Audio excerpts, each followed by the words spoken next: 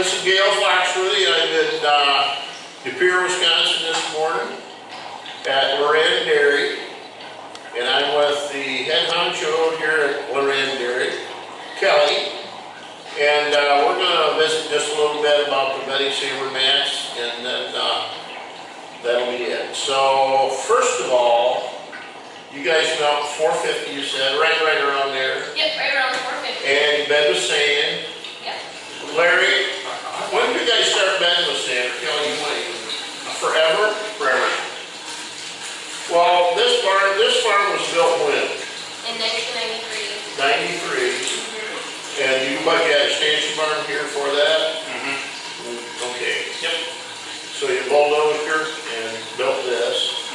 And, okay, you've been bedding with sand ever since? Yep. All right. Now, you're familiar with our mats, you said. So,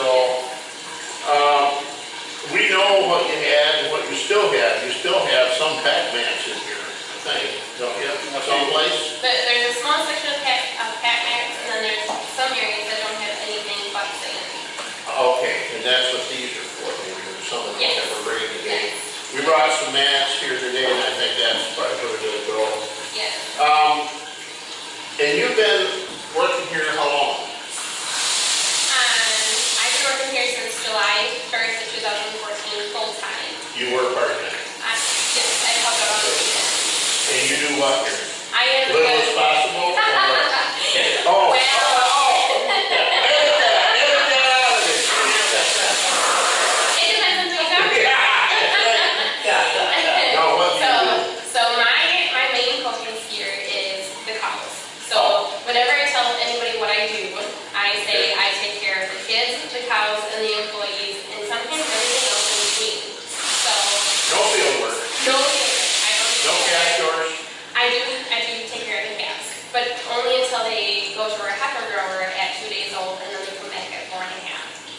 Months old, and then they stay here, they bred here, they cast here. So you've got a transition barn someplace here for pre-fresh dry cow. Yes. Well, yeah, you got mats back there in the dry cow, I know that. Yep, so and a dry cow close up. Yeah. And our goal is to get them through all the milking times.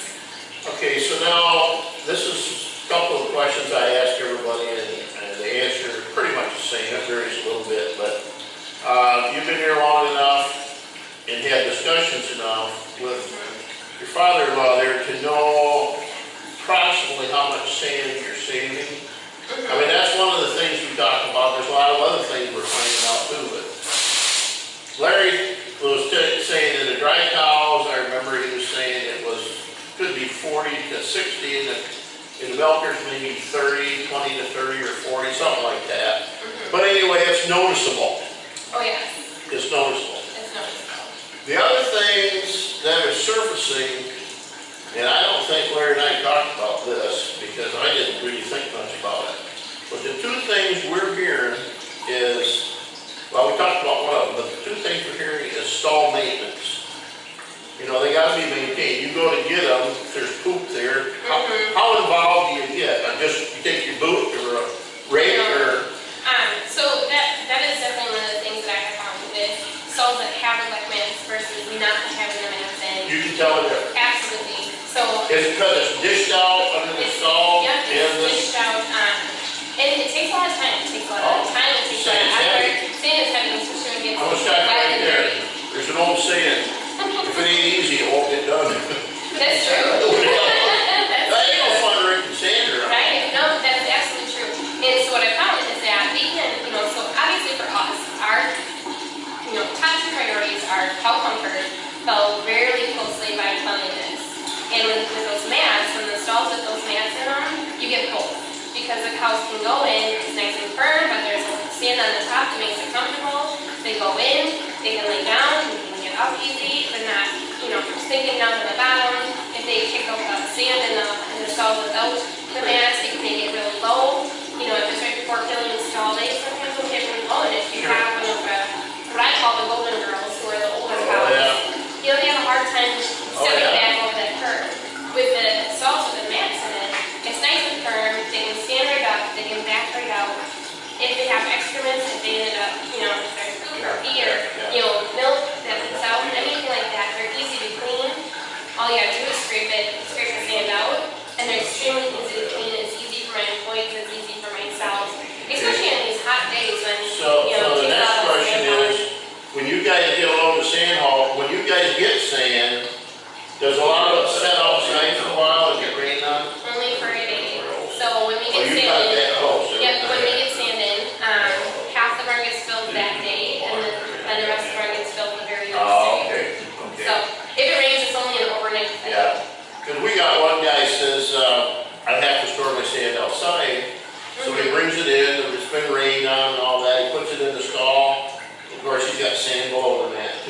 guys too, because you contacted that, I remember. And he says within 24 hours or whatever, it's pretty well. It's drained and dry. Yeah, and so if you get leaky milk in your, you got brisket in these stalls, I don't even, do you? So if I walk in that barn right now, the cows are all laying down, now you don't have heifers separated from, you don't separate heifer group. My first lactation heifers get separated, but when they come over, so when they come over just right before they have their baby, they are all mixed in. That's what I mean, so if I walked out in the barn right now, they would be laying like soldiers, but you got some first calf heifers in there too. Maybe pooping ahead of the curve a little bit because they're a little shorter animal or whatever, so that's what you're cleaning out when you go to do that. Yep. Well, you answered one of my questions without even asking, you know, it's an overused term, but it's so important, and that's cow comfort. Everybody's after cow comfort, because that's what makes the milk, period. I mean, you got nutrition and all of that. There's other parts of our chart. But if they're not laying down. If they're not laying down, if they're not comfortable, they will not work for you. Yeah. You gotta work for them to work for you. And then I asked Larry this, and it's almost laughable because he's about the third. See, I interview these older guys, and I'm not old, but anyway, that's not true. Yeah. The word is relative. So I asked him, I said, how long, and a lot of people get a chuckle out of it. How long do you think, Larry, how long do you think these will last? He said, well, longer than I will. And that's sort of scary. What do you think? As far as longevity? As far as longevity, honestly, I can't, I don't ever see them breaking down. We've had them now for multiple years, and I'm trying to think.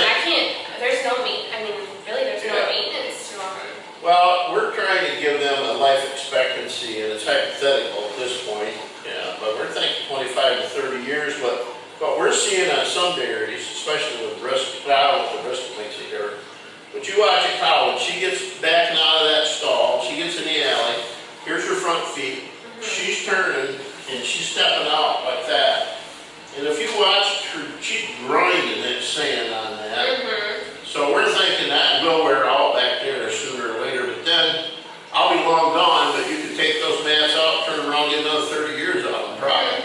So we feel it's a long-term investment. And honestly, now that you say that, so I have 4 kids. I'm not sure if you knew that. I have 4 kids. So I have a 9, 7, almost 6, and almost 3. So that's where the kids come into the cows, Yep. So I take care of the kids, cows, and employees and everything. So when we fill the stalls, my kids will take their sandbox toys and play in the stalls with. They'll play in the sand while I'm filling stalls in the skid loader, and so they have their own little play skid loaders, and they like to dig the sand away, and I'm comfortable with them playing in the sand because everything drains away on those mats. So it's not like they're playing in dirty girl sand. Right. But where you were saying where the cows turn, just this last time my son had cleared all of that sand away and there was nowhere. You know, I don't even remember when you got some. I can look at your file. Got to be 4 years. At least 4 years. Actually, right after we built It's it. been a long time. Yeah. Okay, so you've 4 or 5 years. 4 or 5 years now. Okay. Yep. So Yeah. those are the things we keep hearing more now is, and I think labor is the reason for it, stall maintenance. Yes. That's an issue, maintaining those stalls, keeping that sand. So you bed once a week? Once 2 weeks? We bed once a week. Every copy Monday us and once a Tuesday. Yep, so half of our gets done Monday night, the rest of our gets done Tuesday morning religiously. Okay. So stall maintenance is in a positive way. Longevity is in a positive way. Cow comfort is in a positive way. And so we're all done with this interview, but I got to ask one last question. And Larry and I got off on a tangent the last time because we started talking about the lagoon, because we're not going to talk about that because he already answered. You get a boat in here and you educate that up and you haul it. Now, we're going to go on. How deep is that? 10 feet, 12 feet? This one is 12. Okay. Yeah, they're both just clean it in the spring? And Or fall? Spring and fall. Okay, so now, what's a gallonage in that? Million gallons in each one. Okay. It's close to 5 million gallons a year. Well, you don't know, is there a ramp that goes down in there? You This could, one kinda has a ramp, but it's never been used. okay. Because if a guy pumped all the liquids off of that, do you think there'd be 2 or 3 feet of sand go out of that? Couple feet. Okay. Between manure and sand, but yeah. Yeah. So some of these guys, I don't think they use a boat, and they have to pump that off and then get in there with payloaders or skid loaders, whatever. And dig it out. So you're not dealing with that, and that's a good thing. Yep. But, so the last question I always ask everybody, and the answer's pretty much the same. And I asked this to Larry, if a dairy farmer is watching this video, that you're gonna be our poster girl at Little Dairy Expo. Oh. Good thing you did your hair. Yeah, good thing I did my hair today. Had mine done too, so, if a dairy farmer's watching this video at a trade show or on the line where, and you were saying, you were asking, what do you think, because they're not cheap, They're not cheap. No. what makes it worthwhile to invest in them? I guess that's where I'm coming from. So honestly, I think investing in these mats, you will see them get paid for sooner rather than later. Whether it be from the cow comfort level, the cleanliness level, or saving on your sand, you're gonna see savings all the way around. Your cows are gonna be more comfortable, they're gonna work better for you, they're gonna work harder for you, they're gonna sleep better, eat better, move around better. The cleanliness, if you have clean stalls, there's nothing worse than walking out there and seeing a dirty stall in your cow laying in it. Oh, And that dirty sand, that's some heavy hard work. Oh, yeah. Pulling out that dirty, wet, heavy sand, this makes it so simple and so easy. Okay. Your employees will want, it makes it easy for them to clean it out. Good. And the savings on the sand, I mean, you're paying, a couple $100 for a dump truck load of sand. Oh, yeah. That adds up over time. So Well, you can see the savings with that. I'm gonna ask you this, I don't know if you keep the books, and even if you do, how finite you get, but I've come up with this number, it's a random number. It used to be $50 about 6 years ago. Now I got it at $75. And I think I'm low, according to a couple of dairies we visit. I'm figuring $75 per stall per year to buy the sand. $75 per stall per year to scrape it in the lagoon, agitate it, load it, haul it, spread it, compaction, diesel fuel, labor, wear and tear equipment, blah, blah, blah. So now we're at $150 per stall per year for buying it and handling it.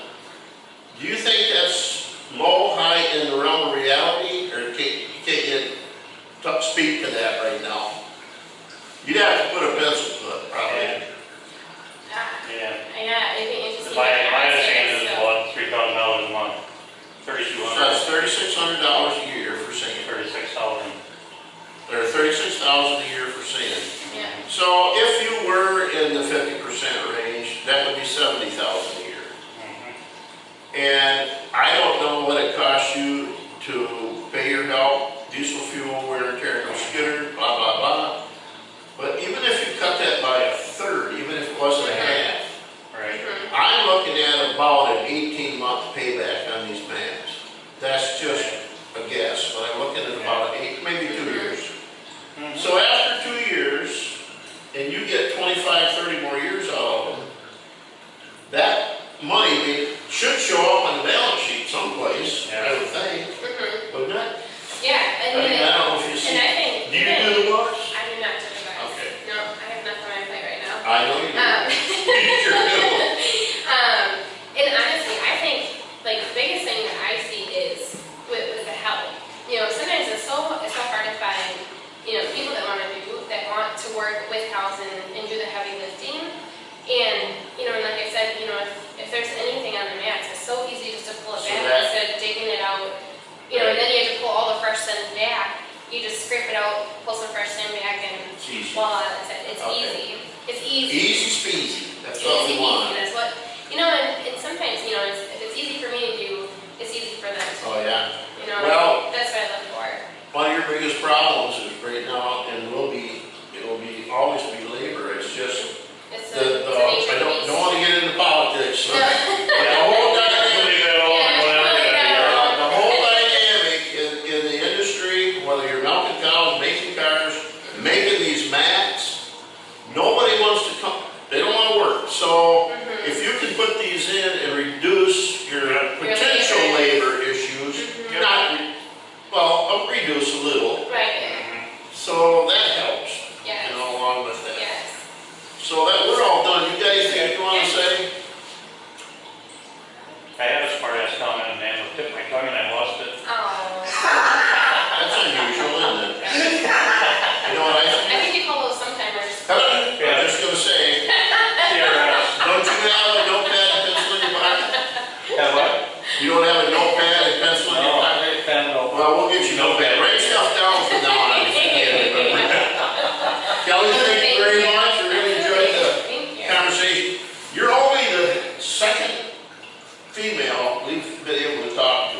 Really? Yeah.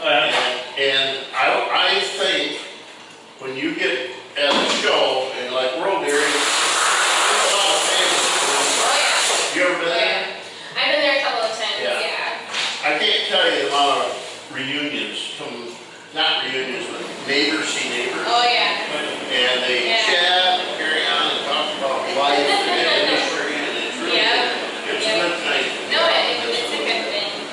No, and we always kind of joke around that too bad they didn't have it at a different time. It's not a good time, it's a terrible time. Now, if I'm be Matt, Maybe, probably. that's your husband. That's my husband. Well, you were out here on a, not a gator, but side by side. What's your name? Keith. Yeah. Keith. Yes. Yeah, you had